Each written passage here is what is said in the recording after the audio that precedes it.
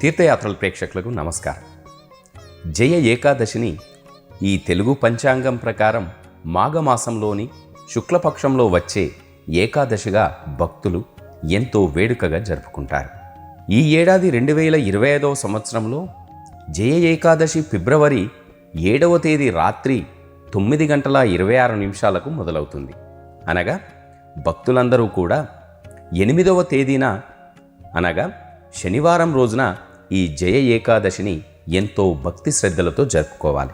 ఈ జయ ఏకాదశి రోజున శ్రీ మహావిష్ణువును, సిరుల తల్లి శ్రీ లక్ష్మీదేవిని భక్తి శ్రద్ధలతో పూజించి కొన్ని ప్రత్యేక పరిహారాలు ఎవరైతే పాటిస్తారో దీనివలన ఆ శ్రీ మహావిష్ణువు అనుగ్రహం మెండుగా లభిస్తుంది. సకల పాపాల నుంచి కూడా విముక్తి లభిస్తుందని మన పండితులు, పురాణాలు కూడా చెబుతున్నాయి. ఈ జయ ఏకాదశి పర్వదినం రోజున ఎవరైతే భక్తులు శ్రీ మహావిష్ణువును, ఆ లక్ష్మీదేవిని భక్తితో పూజిస్తారో సకల శుభాలు కలుగుతాయి. శ్రీ మహావిష్ణువుకు ఎంతో ఇష్టమైన రోజు ఈ ఏకాదశి. దీనినే జయ ఏకాదశి అని పిలుచుకుంటారు. ఈ పరిహారాలు పాటించడం వల్ల దాంపత్య జీవితంలో ఇబ్బందులు తొలగిపోయి సుఖ సంతోషాలు వెల్లువిరుస్తాయి. ఈ జయ ఏకాదశి ఆ శ్రీ మహావిష్ణువుమూర్తికి అంకితం చేయబడిన రోజు. ఈ ఏడాదిలో వచ్చే 24 ఏకాదశులకు ఒక్కొక్క ప్రాముఖ్యత కలిగి ఉంటుంది. ఈ మాఘమాసంలో శుక్లపక్షంలో వచ్చే ఏకాదశిని జయ ఏకాదశి అని పిలుచుకుంటారు. ఈరోజు విష్ణుమూర్తిని భక్తి శ్రద్ధలతో పూజించడం వల్ల పాపాలన్నీ కూడా తొలగిపోతాయి. ఆ శ్రీ మహావిష్ణువు అనుగ్రహం కోసం భక్తితో పూజ చేసే సమయంలో ఓం నమో భగవతే వాసుదేవాయ నమః అనే మంత్రాన్ని తప్పకుండా పఠించాలి. పూజ చేసేటప్పుడు లక్ష్మీదేవి, ఆ శ్రీ మహావిష్ణువుకు తప్పనిసరిగా వారికి ఎంతో ఇష్టమైన తులసి ఆకులను సమర్పించాలి. ఈ జయ ఏకాదశి రోజున ఎవరైతే భక్తులు ఉపవాసం ఉంటారో వారి కోరికలన్నీ కూడా తప్పకుండా నెరవేరుస్తాడు ఆ శ్రీ మహావిష్ణువు.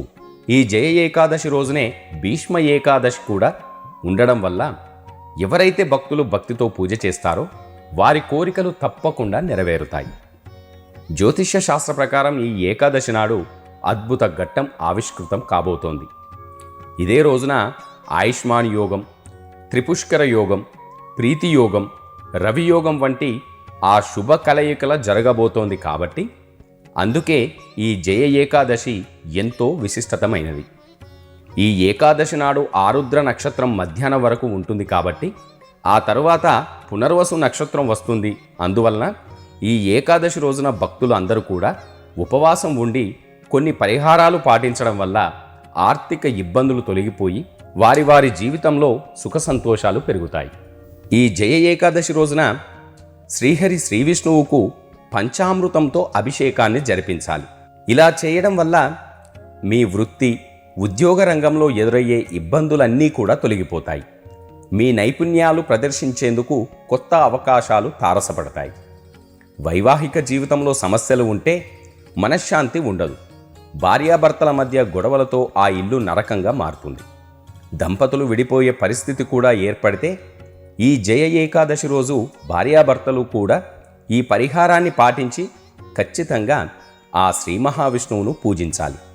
దాంపత్య జీవితంలో ఎటువంటి కలతలు లేకుండా ఉండాలంటే ఈ జయ ఏకాదశి రోజున ఆ శ్రీ లక్ష్మీదేవికి, తులసీమాతకు అలంకరణ వస్తువులు సమర్పించడం వల్ల వారి సమస్యలన్నీ కూడా తొలగిపోతాయి. ఈ జయ ఏకాదశి నాడు దానం చేయడం ప్రత్యేక ప్రాముఖ్యతను కలిగి ఉంది. ఏ పూజ చేసినా మన విధి విధానాల్లో దానం అనేది ఎంతో మేలు చేస్తుంది. ఈ జయ ఏకాదశి రోజున శ్రీ మద్భాగవతం కథని పఠించడం పుణ్యప్రదంగా భావించాలి. ఆర్థిక ఇబ్బందులు ఉంటే, ఒత్తిడి, ఆందోళన ఎక్కువగా ఉన్నటువంటి వారు ఆ బ్రహ్మ ముహూర్తంలో శ్రీ మహావిష్ణుమూర్తిని భక్తి శ్రద్ధలతో పూజించాలి. ఒక తమలపాకు తీసుకొని అందులో ఓం విష్ణువై నమః అని రాసి ఆ భగవంతుడి పాదాల వద్ద సమర్పించాలి. మరుసటి రోజు ఆ ఆకును పసుపు వస్త్రంలో చుట్టి భద్రపరుచుకోవాలి. ఇంట్లో ఉన్న లాకర్లో కానీ బీర్వాలో కానీ పెట్టుకుంటే ఆర్థిక సంక్షోభం నుంచి బయటపడతారు. ఈ జయ ఏకాదశి రోజున ఎవరైతే ఈ పరిహారం చేస్తారో వారింటిలో ఆ శ్రీ లక్ష్మీదేవి కొలువై ఉంటుంది. ఈ జయ ఏకాదశి నాడు రావి చెట్టు కింద నెయ్యి దీపం వెలిగించాలి. ఆ తరువాత ఆ రావి చెట్టు చుట్టూ ప్రదక్షిణలు చేయాలి. ఇలా చేస్తే విష్ణువుతో పాటు శ్రీ లక్ష్మీదేవి అనుగ్రహం కూడా మెండుగా లభిస్తుంది. ఇలా చేయడం వల్ల ఇంట్లోని పేదరికాన్ని దూరం చేసుకోవచ్చు. ఎవరైతే ఈ జయ ఏకాదశి రోజున ఈ పరిహారాలు పాటిస్తూ భక్తి శ్రద్ధలతో ఓం నమో భగవతే వాసుదేవాయ నమః అని పఠిస్తూ పూజలు చేస్తారో వారి కోరికలన్నీ కూడా తప్పకుండా నెరవేరుతాయి. ఓం శ్రీ మహావిష్ణువై నమః.